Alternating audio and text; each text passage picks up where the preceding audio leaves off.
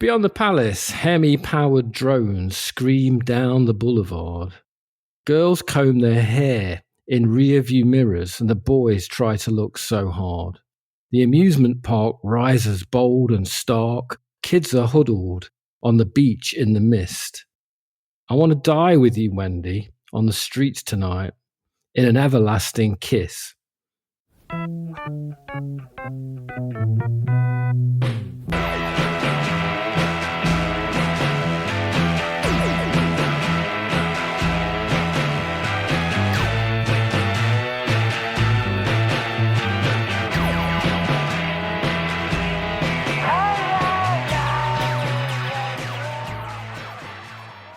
And may the road rise to meet you. Hello. Welcome to another fun-packed episode of the This Are Johnny Domino podcast. Hello, Stephen. Hello, Giles.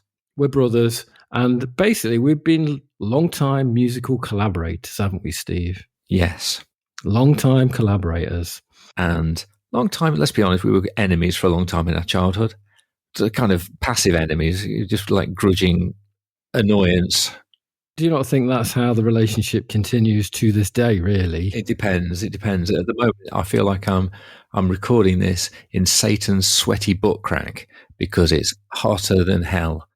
Did you get the lyrics from the intro? Obviously, yes. What are they? Some weird words in there. Those are the words to Bruce Springbox's Born to Run. That's right. It is.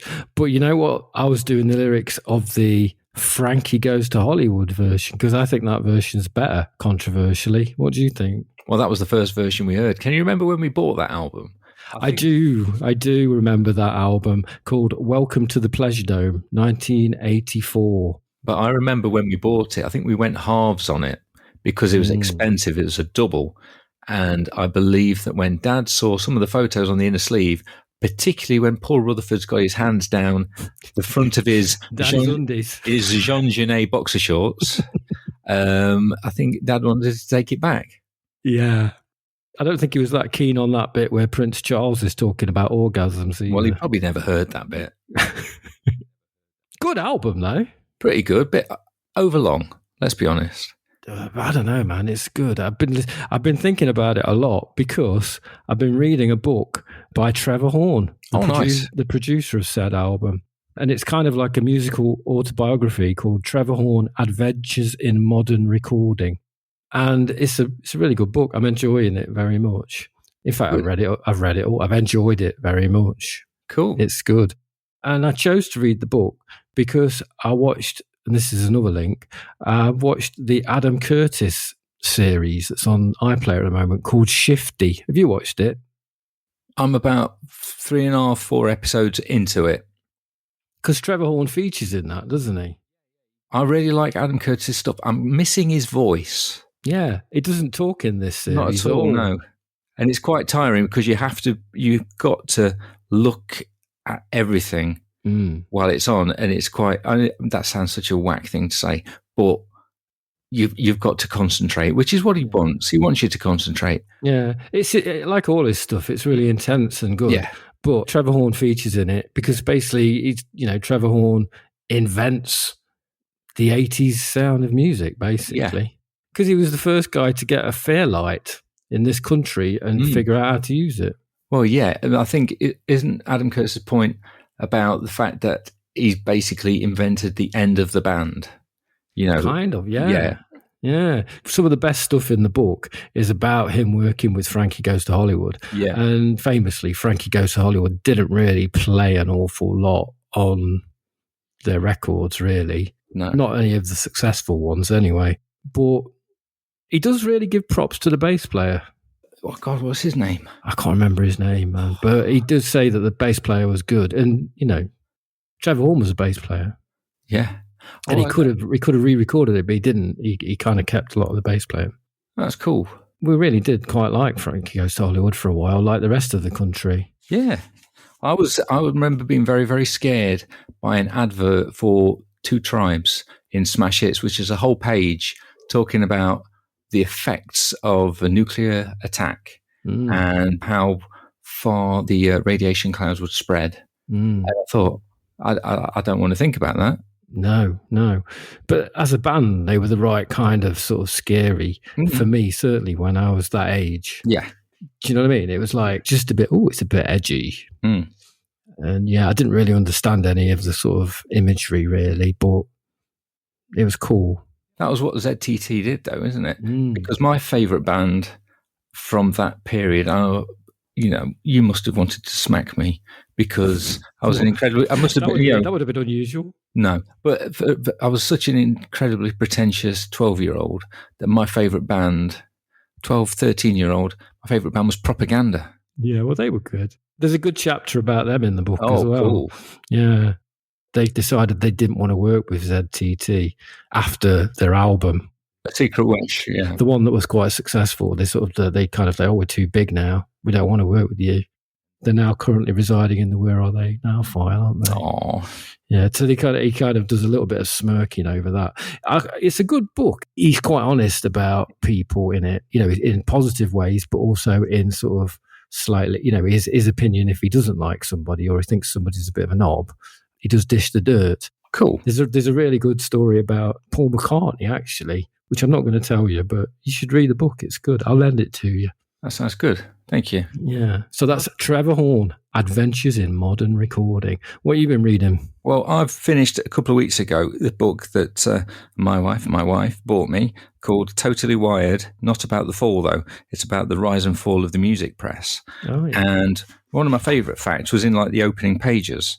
It says, in the beginning was the Melody Maker, which was monthly and launched in 1926 by a 38-year-old jack of all trades whose name was Lawrence Wright. And the cover star of the first issue was a songwriter called Horatio Nichols. Oh. He was referred to as the world's greatest popular composer. So I interviewed him and talked about his music. But it turns out that the journalist was the songwriter. He was writing under a nom de plume. So he was he set up the magazine to sell his own songs. Oh, I love it. It's a bit like This Are Johnny Domino. Isn't that such a great story, though? And that's like where all of the music press started. This guy thinking, I've written these songs, no one's interested. I'm going to write a magazine where I'm bigging myself up. That's brilliant. It's a really good book. One of my favourite bits is in the 80s where the offices of NME and Melody Maker are across the road from Smash Hits, and everybody who's working for the NME and Melody Maker are looking at the Smash Hits building and thinking, I really wish I worked at Smash Hits because they're having such a lot of fun. It was more fun. And the numbers were insane. Every 2 weeks, it was ridiculous.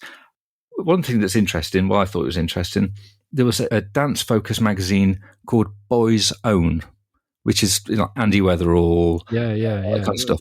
And it's all about larging it and going to Ibiza. And you can see there's a direct line between that and lad culture. Yeah. And it's nuts because I didn't realise that. I was reading the book. I was thinking, I know exactly where this is going to end up. And it just it leads you straight to Loaded and FHM. And the whole book is really, really interesting. But at the end of it, it goes, and then the internet. And that's the end of it. It doesn't talk about things like Pitchfork or Stereo Gum, or, if you remember this one, MP3 blogs. Because we had one of them, didn't we? We did for a while. Yeah.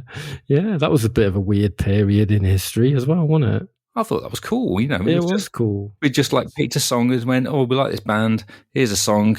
Here's some stuff you can buy. Jingle, jingle, jingle, jingle, jingle, jingle, jingle, jingle, jingle, jingle, jingle. Jingle, jingle, jingle, jingle.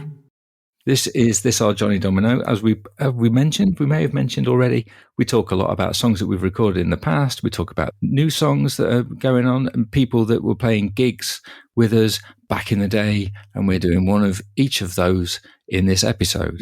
But we did start off the podcast pretty much, exclusively just playing stuff from our own mounting of recordings, basically. Yeah. And we've still got some. Yeah. And this song that we're going to talk about is... It's unnamed. It's unnamed. It was the first track on our album Rabbit Themes. What year did we record that, Steve? Just put it in context. I think we did it 98, 99. Now, the 90s and the 80s, but especially the 90s, they were a wild time. Crazy. They were a crazy time. And it was, if you remember, before Steve Albini died, lots of people were kind of saying, oh, you're a really bad man and everything that's wrong with the internet, you're responsible for. And he said, yes, I know. And I take responsibility for that. I think that was a bit harsh, really. No, but it was this thing called edgelord. And he was basically going, yes, I can see how you think it's all from me. And we thought at the time all the fights were won. And I think there's something about the 90s, they were like that. All of the fights had been won. So you have things like, I'm not saying this was good at the time, but like Little Britain with racist jokes and Bo Selector, where effectively Leaf Francis? He's doing blackface, but it's okay because I'm not racist. It's this kind of middle class racism that it's okay because I know I'm right. But the effects are the same. Now, at the time of recording Rabbit Themes, I bought with my wages from Virgin Megastore, I bought myself a PlayStation. Yeah. And we used to sort of have band practices and we'd play PlayStation. One of the games we played was Parappa the Rapper. Oh, great game. Great game. It was a game where you had to sort of match a rhythm of a song and kind of rap along by pressing buttons, basically. Right? You were a cartoon dog. You were a cartoon dog. Yeah, you were. And at one of the times we were playing it, Jim says, oh, that song sounds like Can. Yeah. And it's a song called Turtle Has Short Legs. It really does sound like Can. It basically is the Can song.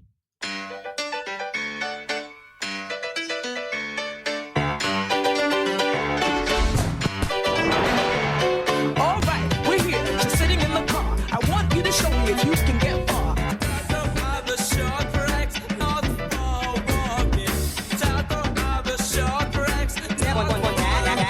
Oh, yeah, there you go. And there's Damo Suzuki.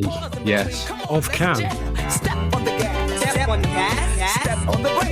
Step on the brake. Step on the brake. Step on the brake. Step on the gas. Hey, you sure know how to drive, man. I have nothing else to teach you no more.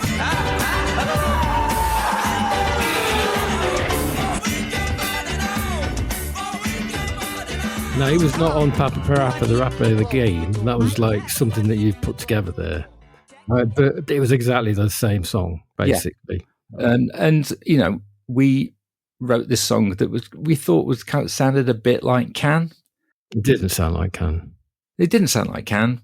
And we gave it a title that I'm not particularly proud of. And it's just really stupid. You're not going to say the title? I don't know. Do you think we should? I don't know, Steve. I think it doesn't make much sense to people unless you say the title. Okay. I don't want to. I don't want to. Okay. Well, I'm regretting talking about this song now. Why? It's a good song. It is a good song. I think let's put the song on. I mean, let's have a listen to it. This was track 1 on our album Rabbit Themes, right? And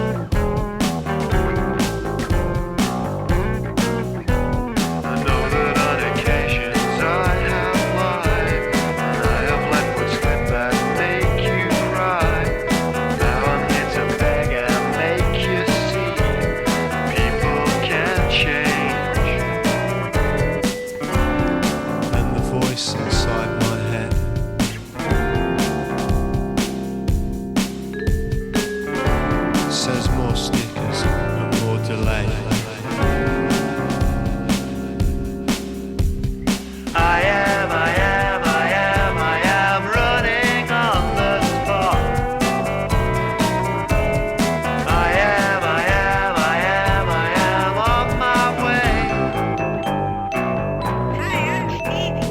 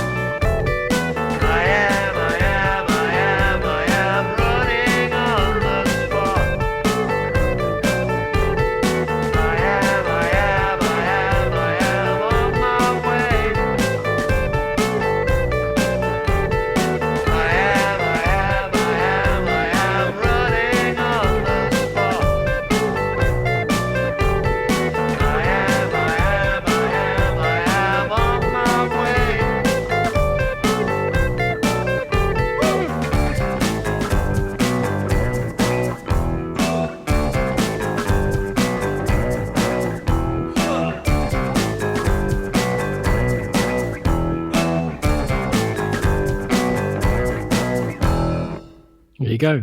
So that was a fun little track by our band, Johnny Domino.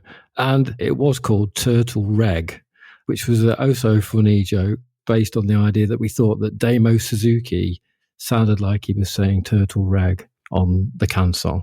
But we're going to change the title. Yeah. But I do like a lot of stuff about that song. It's good recording, and I really like that line. The voice inside my head says, more Snickers and more delay. Yes, that's Hey. another in a long series of Bill Hicks references. Yes. When he's getting the adverts and he's lost all the teeth out of his mouth from saying more Snickers. More Snickers. It's the first time I've listened to that song for a long time, and I think it's too good for it to be stymied by having a crap name, which is like, what do you want to call it then? I don't know. Look, I'm always terrible. It's all right. It's all right, Steve. It's all right. We're getting through the hard times. The hard time. We're going to call it something else. Okay, but one of the things I enjoyed that time, there's the line, I have let words slip that made you cry. But sometimes I hear it and it sounds like I've let one slip that made you cry. Well, and, we were a bunch of stinky boys in a room recording in a 4-track. So, Yeah. Yeah. I think, it was a stupid thing to call the first song on our first album, and it wasn't funny. So, anyway, I'm not going to beat ourselves up about it anymore. No, we're done. Let's call it more Snickers and more delay. That'll do for now. Hey, speaking of Johnny Domino, this particular lineup, Yes. was it the last episode I asked Mark Elston, the jobbing musician handyman of this particular lineup of Johnny Domino, I said, do us a jingle. He's done one. Oh. It's a bit more than a jingle. It's a song. It's a song about his experiences of being in Johnny Domino. Let's have a listen.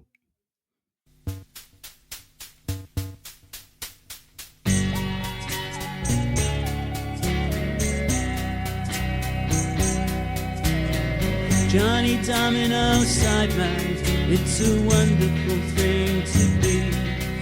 There's always plenty of biscuits and a special cup for my tea. Johnny Domino sideman, think on your feet and keep smart, 'cause being a little bit snarky, those lads have down to a fine art.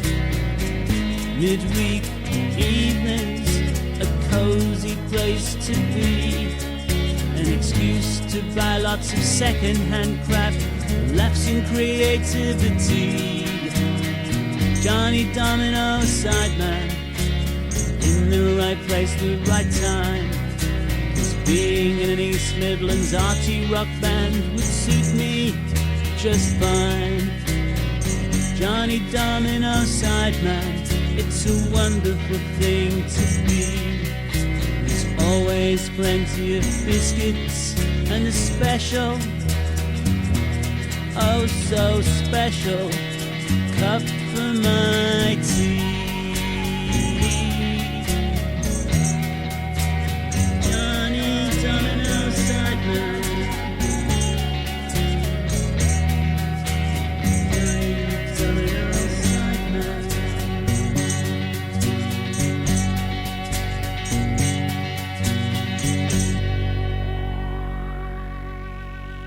Well, isn't that just lovely? It was very touching. We did have a special cup for his tea, but we won't go into that. Well, that was another crap joke that we made. But yeah, I mean, I think he quite enjoyed doing that. I think he just needed an excuse to get off his butt and do some music. And I think it gave him an excuse to buy a 4-track cassette recorder. Oh, my God. He sent me his kit list. Yeah. It was a Yamaha MT50 4-track, a Korg MS-10, which is a classic. He's got a Casio, I think he means a Casio PT20, which is a little keyboard that I used to have. And his Telecaster recorded on a bedroom floor in Nuttall. You know what I mean? I really appreciated Mark sending that to us. I love the way that he gave us a gear list. Yeah. He's such a music nerd, and so are you. Well, yeah. Well, that's why he sent it to me and not you. Let's be honest. Because I'm more target than you. All right, dude. I love nerds. Nerds are cool. Yeah, well, we are nerds. Hi, I'm Giles and Stephen's mum, and I don't listen to their podcasts. I think they're very silly boys. Yeah, well, Elston, he became involved with Johnny Domino because he was, like so many people, on the Derby music scene. He was on the music scene. On the 90s Derby scene, I just want to be seen. On the 90s Derby scene, where have you been? On the 90s Derby scene, I just want to be seen. What musical cuisine Stephen Jarvis going to serve today? Hey, so here we are on the Derby 90s music scene. And who are we going to meet today? Well, Steve, we're going to meet he's a rather dapper fellow and his mates. And they sound a little bit like kind of an early punky version of R.E.M. And this fella he's 26 years old. I've done that by working out the maths. Hey, good man. And he's a little bit randy. He's a little bit randy, and he's having some good fun. So this is a song by the band called Iris, and it's called What the Hell Happened?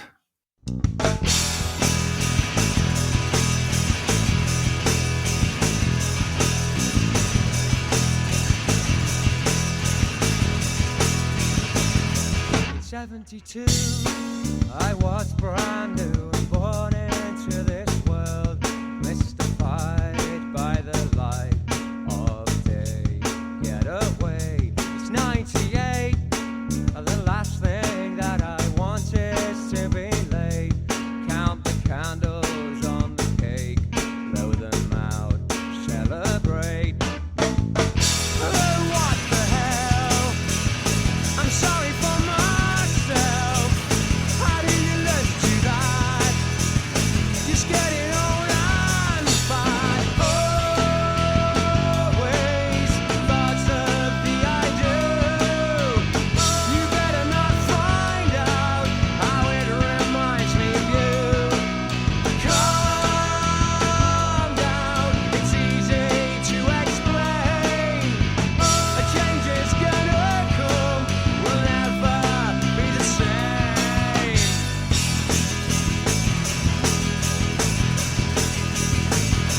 I like it too much. Before too long, you won't bear to be touched. It could last for weeks, even months, maybe years. But a beautiful bump, the thought of which fills my throat with a lump. Got to handle it, sort it out, get a grip. Oh, what the hell? I'm sorry for myself. I'll never look to that. Just getting old and fat.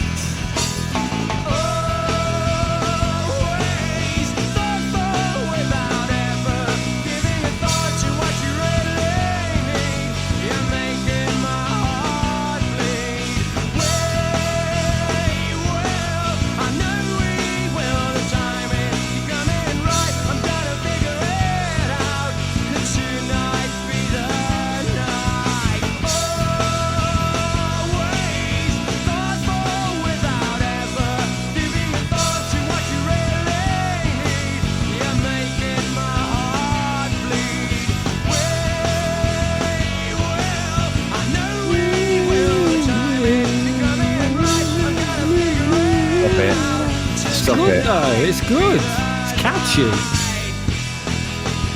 Apart from the bit about the bum. It's not good. I see. Your beautiful bum. Okay. Oh, sorry. Oops. Thanks. Oh, Oops. you just crashed the vocal right there. Oof. Oh Oof. dear. Okay.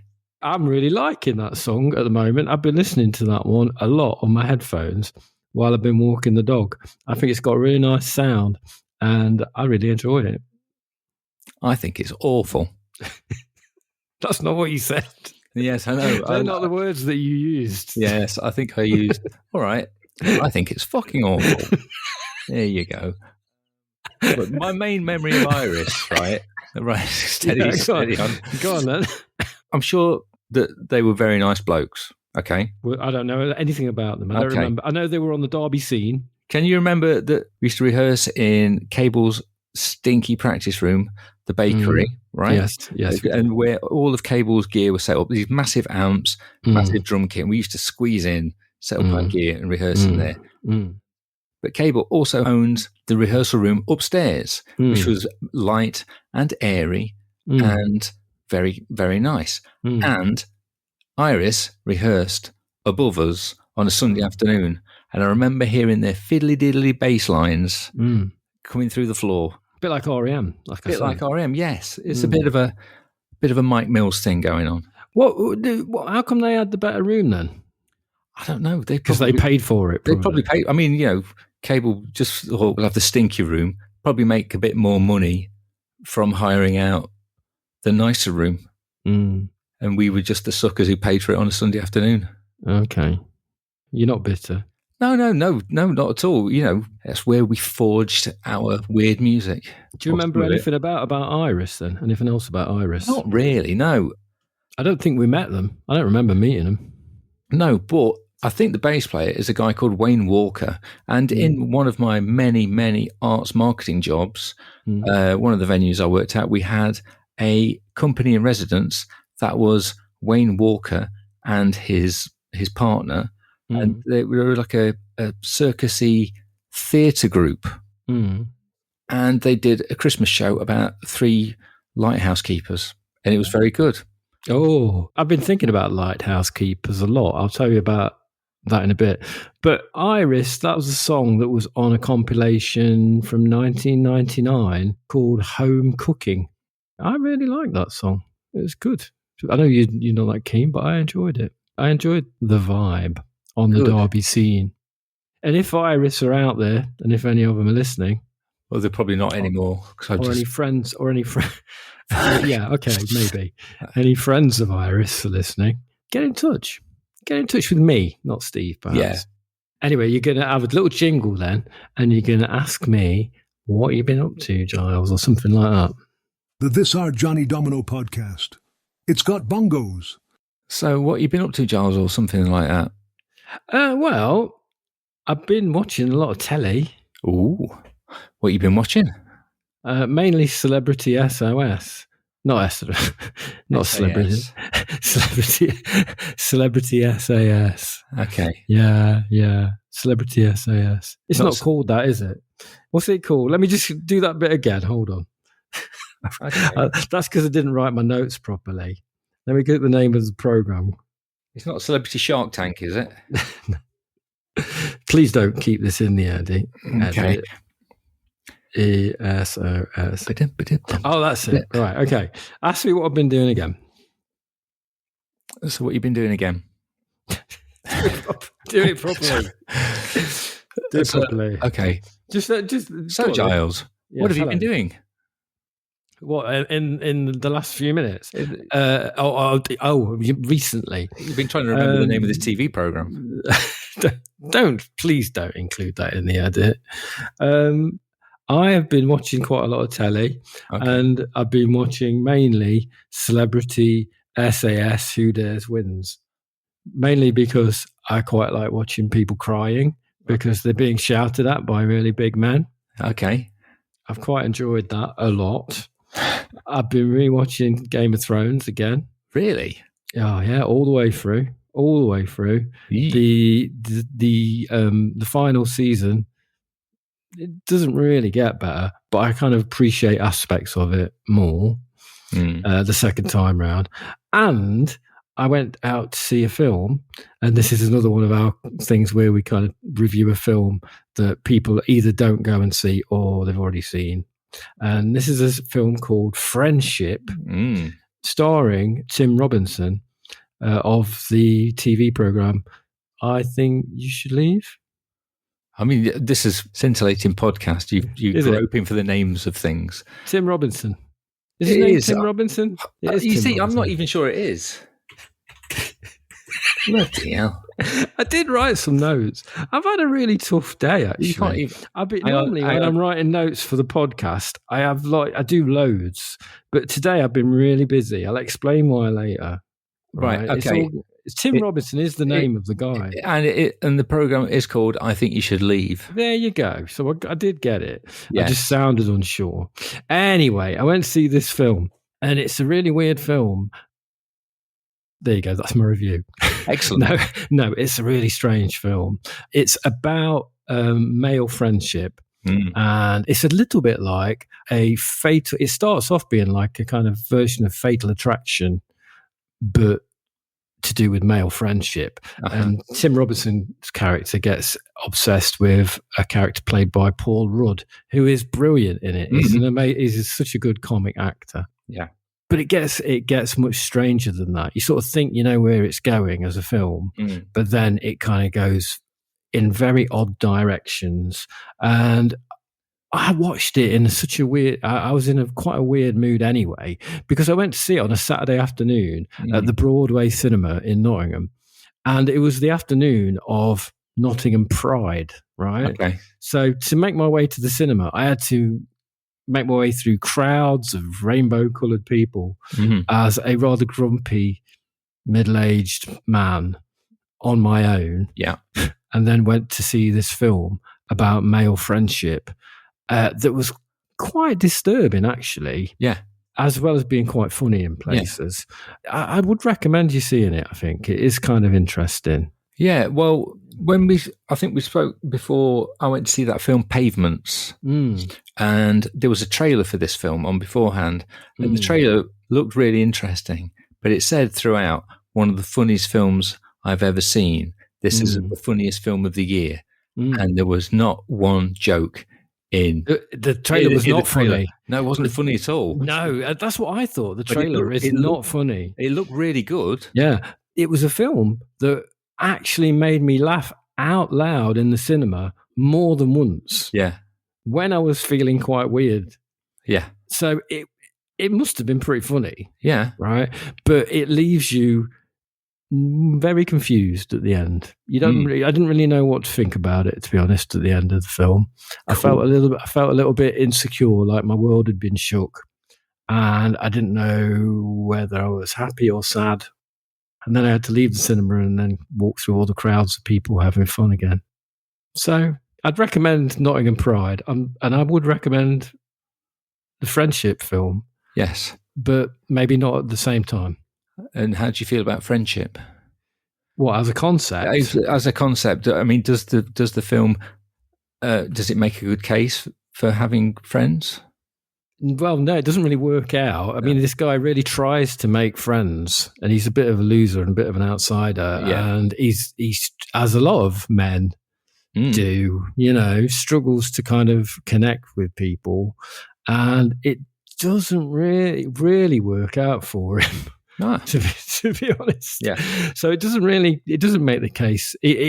Maybe he would have been happier if he hadn't tried to make friends at the end of it.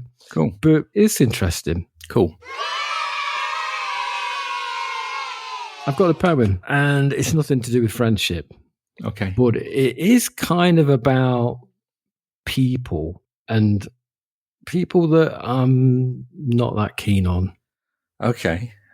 And I've called it Bratmobile for no reason at all. I don't know why the poem's called Bratmobile, but it's what's written at the top of my piece of paper. I actually quite like the band Bratmobile. But yeah. I don't think it's to do with Bratmobile. I don't know. It's just a random name for the poem. Anyway, I'm going to read it with my reverby voice. The kind of people who throw baby cats in the sea and then video themselves saving them in order to get likes. The kind of people who believe that the statement Superman was an immigrant is a woke thing to say, and who ask, what happens if you break the hosepipe ban and already have a full list of fines and punishments? The kind of people who ask what's in your bag. The kind of people who kiss tattoos. The kind of people who think they're weird. The kind of people who think they're normal. The kind of people who ask, how are you? And then proceed to talk about what they did and what they're doing and where they're going and how great / annoying their kids / partner is / are, and how they slept and what they ate and what they said and how they are, and think they're having a conversation. I no longer feel the need to accommodate these people. Excellent. Another great poem. You don't have to keep your review. You can cut your review out and just go to a jingle if you like. I will do. All you of Earth are idiots. You just hold on, Buster. Yeah, so last episode, we played a song that we recorded for the PRF tribute series. Yes. July. Yes, version, July 2025. Which was a tribute to Jonathan Richman. Yeah. And we played a song called Be More Jonathan that we wrote. Yeah. And Steve's been a bit upset. Haven't you, Steve? You've had a tricky month, haven't you? What with Turtle Reg and then this. I'm out. I am, as the kids would say, I'm going to crash out. I'm crashing out. I'm out. No, I mean, look, I really enjoyed recording that song. I enjoyed it so much that I did another version of it that sounded a bit more like Jonathan Richman. And you did. Exactly. And I thought, we had a good chance of winning, and we didn't win. It's the taking part that counts, Steve. It is the taking part that counts. But I've since been told there is a theory that it's like Eurovision. There's like an Eastern Bloc. Yeah. And by virtue of the fact that he's won it twice, I think Frankie Machine is effectively Johnny Logan. Okay, I think you're grasping at straws here. Anyway, it's a democratic process. We didn't win. We didn't win, but we were a little bit miffed about that because we thought we should have won. So this month, the tribute series is songs by Nick Cave. Are we not? We're not going to do it, are we, Steve? Are we having a bit of a grump and not doing it? No, or is it because we don't like Nick Cave that much? I don't like Nick Cave at all, but you've got an idea, and I've started doing some music. Oh, have you? Yeah. Sorry, I've got a bit echoey then. Have you really? A little bit excited there. That's nice. This is news. Yeah. You've started doing some music. Yeah. That's exciting. Based on the concept that you sent to me. Oh, and so I've started working on it. Wow, cool. So we might do that next week. Well, we've got to do it next week because the week after that I'm on holiday. So. Oh yeah, okay. Well, we can do it next week. Yeah, I'm sure we can fit it in. That's fun. Yeah. Okay, so we might play that next episode. Yeah, and we'll probably be upset because we didn't win again. but eventually, I'll just get into the idea. You were so sure we were going to win. You had a big discussion in your head and with me about like what artist we were going to pick for next month. You were so sure, man. Yeah, you got to be prepared. But it did. My response to it reminded me of. I remember the first time they did the national lottery, right? And I was at university, and me and all my friends, we all bought tickets, and we watched the draw.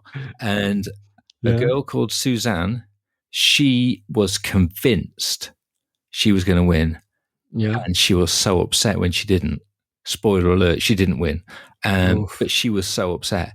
And my response to not winning the PRF Monthly Tribute Series reminded me of Suzanne. Because I do understand how ridiculous it is, but in that particular situation on the very first national lottery, I was actually working in WH Smith's selling lottery tickets, right? And I was scared that I was going to win. I was like, "Oh, it's going to change my life too much if I win." yeah, that's the kind of luck that would really suck, wouldn't it? Yeah. But I am well aware of how ridiculous it was for me to be so naffed off that we didn't win. Never mind. Anyway, onwards and upwards, Steve. but we got a new song out of it. We did. Exactly. And that's the point. It's like, it's sparking our creativity, isn't it, man? It's kind of making us do stuff. So that's good. It's all good. I know I've only just done a poem, but can I do another poem? Go on then. Well, okay. It does make sense in the context of the podcast because you know how my voice sounds a bit weird today because I'm in an echoey room. It's because I'm in a room that we're redecorating, right? Because we're kind of moving the rooms around in our house.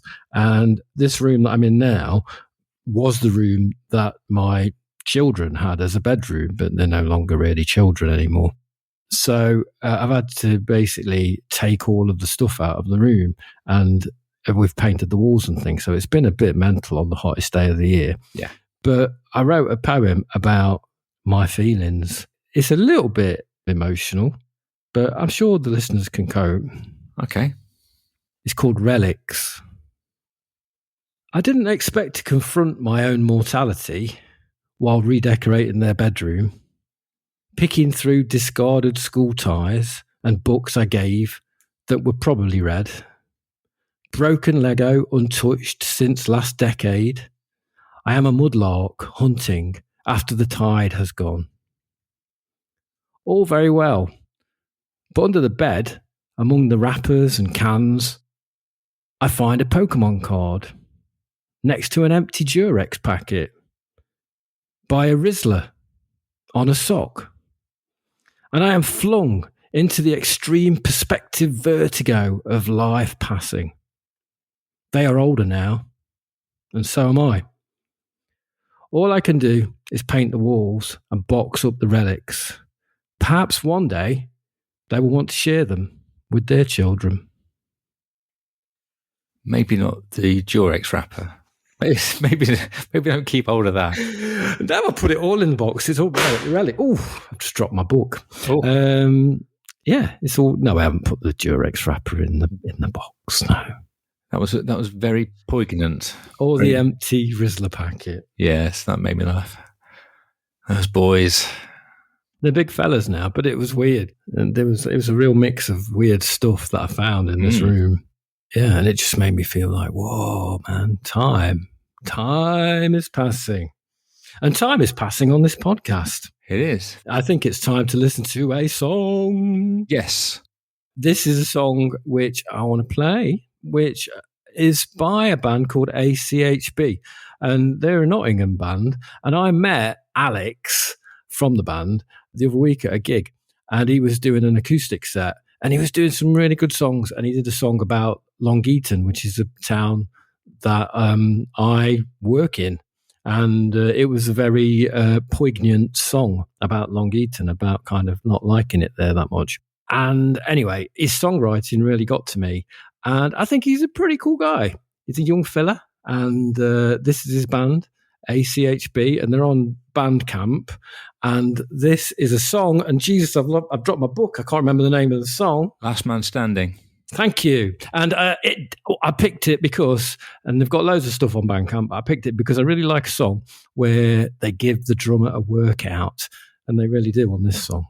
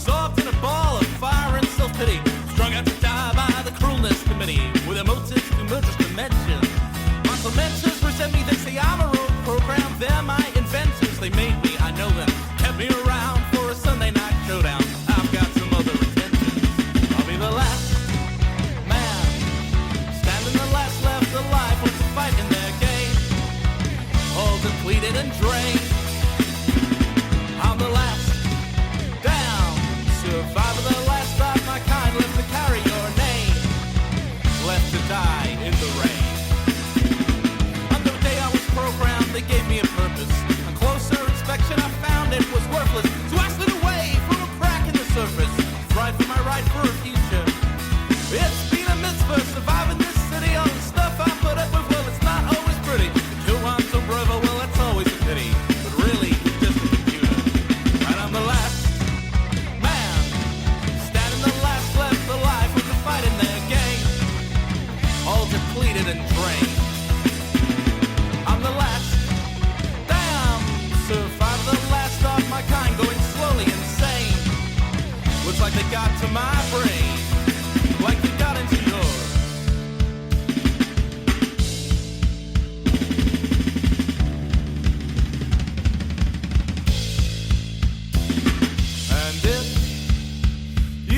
didn't want me. You should have told me. You should have let me know. And if you didn't want me, you should have told me. You should have let me know. And if you didn't want me, you should have told me. You should have let me know. And if you didn't want me, you should have told me. You should have let me know. And if you didn't want me, you should have told me. You should have let me know. And if you didn't want me, you should have told me. You should have told me. You should have let me know. From the last man standing, the last left alive with the fight and fair game. You should have let me know. I'm the last man survivor, the last of my kind left to carry your good name. You should have let me know. It's a past life, palaver, an issue of deja vu until straight. It looks like they got to my brain. I'm the last man standing, the last left alive for the fight in their game. You should have let me know. I'm the last man standing, the last left alive, left to die in the rain. You should have let me know.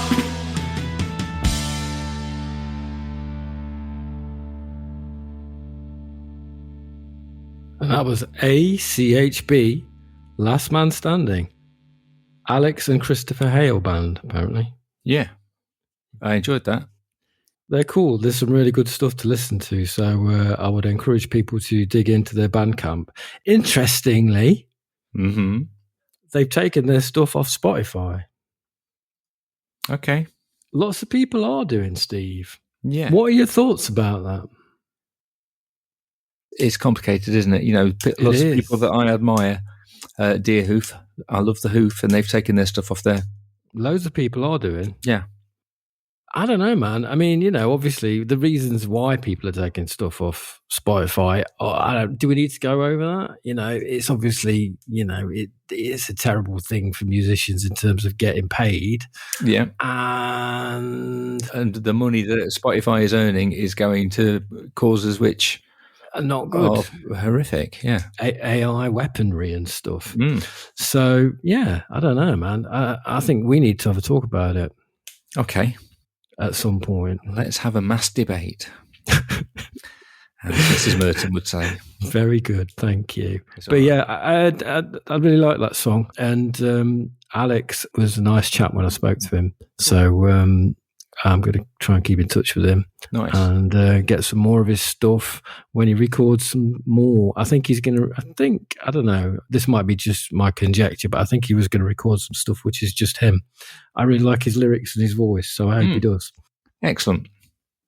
Thank you for listening to this episode of the This Are Johnny Domino podcast. If you are enjoying the Hold podcast, on there. Wait a sec. I found something. Oh yeah, I'm quite excited about it. Oh good. I just found on Spotify. On the I've internet. just found on the internet, on the World Wide Web, on Spotify. Yeah, right. On my computer machine, I found a band. Okay. And we're a band called Johnny Domino, right? Yes. This is a band called Jimmy Backgammon. Oh yeah. Jimmy Backgammon. What are the chances of that, Giles? You finding this band called Jimmy Backgammon on Spotify? And I've got a feeling it might be AI generated. Will you ever listen to it and tell me what you think?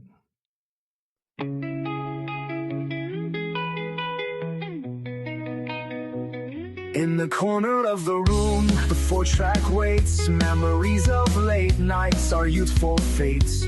With every strum, we blend our hearts and dreams. Brotherly laughter fills the air, or so it seems. 4 tracks are all I need. A melody divine, a sound that speaks the truth, a rhythm that's mine. In this little bedroom where our dreams take flight, you'll carve our names in sound until the morning light. Cassettes spinning tales in the dark of night. Every chord we strike screams to take flight. From the rattle of the drums to the whispers of a song with no flatmates toying, we know we can't go wrong. The world outside is chaos, but here it's all clear. Every rip we play brings the stars near. With a bottle on the shelf and weary eyes, we'll create a legacy that'll never die. Sing along. Tracks are all I need. Come on, Steve. Have we got the joke yet? A rhythm that's mine. In this little bedroom where our dreams take flight. Do you not like it? We'll carve our names in It is weirdly Mid-Atlantic, isn't it? Very strange. Echoes of our youth in every This bit sounds a bit like Avril Lavigne. Yeah. Two brothers sharing dreams, defining our own way, Steve. Of the city beneath our feet. Here we go. Our 4-track setup can't be beat. Our 4-track setup can't be beat, Steve. It's true. It's true. 4 tracks are all I need. A melody divine. Do you reckon eventually all music will sound like this? I'm a bit worried. Yeah. A rhythm that's mine. In this little bedroom where our dreams take flight. We'll carve our names in sound until the morning. As the sun creeps Jesus in, Christ. You can turn it off at any time if you like. Oh. Is it going to finish soon? It's getting there. The music's going to throw through your veins, man. I think this is it.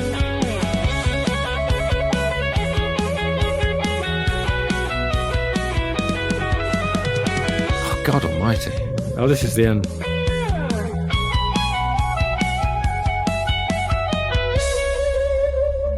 It's an AI version of Johnny Domino, isn't it? Let's face it. It is. Maybe that's what we should do when we run out of songs. Please do like and subscribe to our podcast and recommend it to someone who you think might like listening to all this kind of weird shit. Send us some of your old music and enter the eternal halls of the 4-track gods.